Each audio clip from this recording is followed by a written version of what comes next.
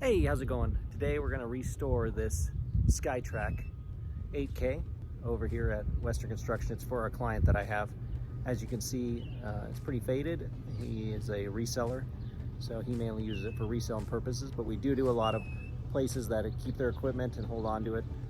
Have been doing it for almost 30 years now. So just let me show this video. I'm going to show a little time lapse of this one. See how it comes out.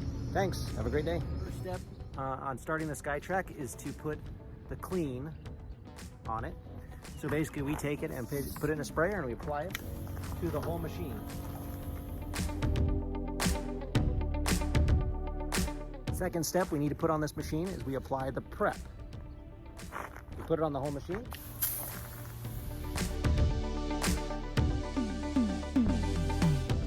Third step we do, we apply the clean again to the whole machine.